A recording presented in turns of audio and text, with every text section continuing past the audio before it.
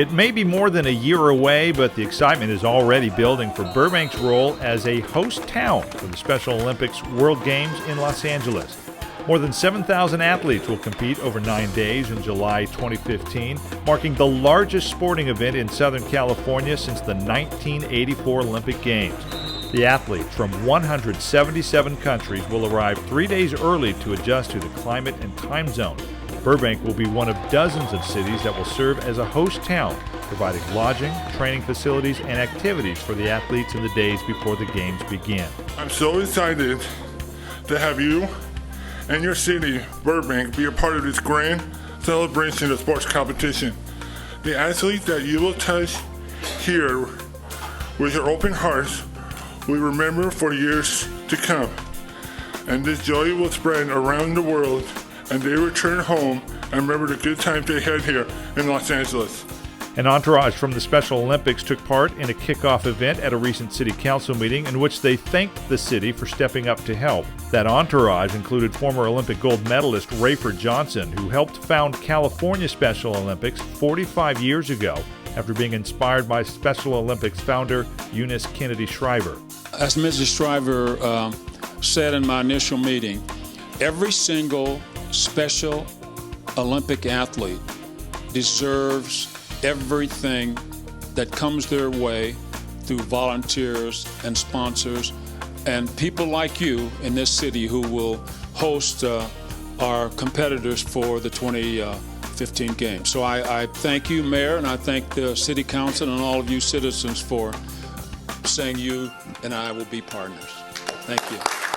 The host town commitment will require the help of lots of volunteers, so be sure to look for opportunities to donate in the coming months. Work is officially underway following the ceremonial groundbreaking for Caltrans I-5 Empire project held Wednesday, May 29th. Caltrans hosted the kickoff event that included representatives from the State Highway Agency, Metro, the CHP, and Burbank Mayor David Gordon. The Caltrans Empire project is a series of major improvements to I-5 between Magnolia Boulevard and Buena Vista Street, including carpool lanes, elevated railroad tracks, reconfigured ramps, a new interchange at Empire Avenue, and the widening of the Burbank Boulevard Bridge. Well, first I want you to take a good look over here. And what do you see? You see a complicated high-volume intersection made even more complicated by railroad tracks, and it doesn't take an engineering degree to understand that this is not an optimal configuration. Clearly this intersection would work better if we get the trains and cars out of each other's way, and that's exactly what we're going to do.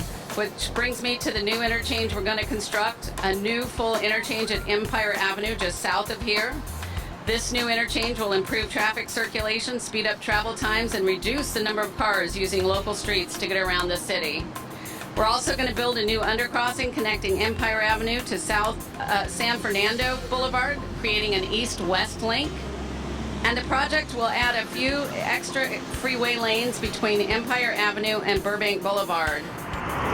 Drivers began experiencing the immediate impact when North San Fernando Boulevard near Interstate 5 closed on May 20th. Also shut down for good are the northbound Lincoln Street off-ramp and the southbound San Fernando Boulevard on-ramp. $350 million Caltrans project that will enhance I-5 and improve traffic circulation is expected to be finished by March 2018.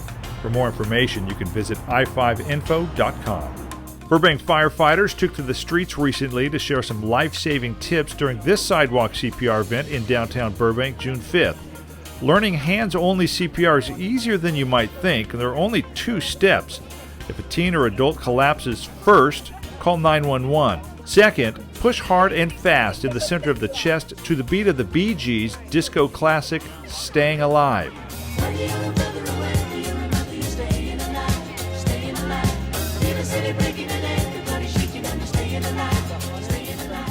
Those 2 simple steps can double a person's chance of survival.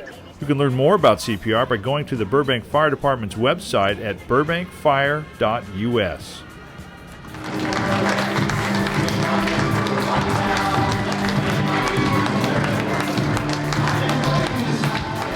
The Burbank Public Library has been around for 100 years but has never had an official mascot. That changed on May 22, 2014, as Dewey the Dragon was unveiled at the Buena Vista Branch Library. The mascot exists because of the 15 graduates of the Burbank Neighborhood Leadership Program class of 2014. The mission of this program is really to inspire leadership, grassroots in our community, in our neighborhoods, in our backyards. The word neighborhood really stands out in this program's title because that's what we're all about. Over 5 months, the class members organized the contest that netted more than 250 entries, and after raising more than $4,500, they had a mascot. We came, we saw, and we conquered. Truly, this project was a growing experience for all of us, and there are many, many, many things to take away. But if there's anything that you leave with today, it is that perseverance and hard work will go a long way, but it's the teamwork that will take you places. I'm delighted to have a chance to address the class, first of all, and all of the rest of you who have been so supportive of them through this year. I think this is just great community stuff. I get called city manager, and I don't always love that word. I think it sounds very bossy. Instead, I like to think of what I do as community building, and I think that's what we all are. We're all community builders. It occurs to me, though, that we're here on the night you're doing the mascot. Well, I've been a mascot since birth. I was born Mark Allen Scott, which makes me M.A. Scott, or mascot. So I've been a mascot my whole life. I know, that was a real stretch. The costume was made by North Hollywood-based Aardvark Mascots, but the initial concept and design picked from those 250 entries was by Chris Runco, a veteran theme park designer at Walt Disney Imagineering. It's just nice to see this guy.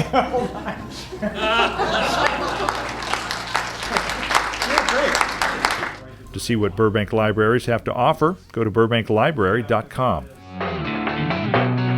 Tickets for the 2014 Starlight Bowl concert season are now on sale. From America's surf bands to the cool sounds of Motown,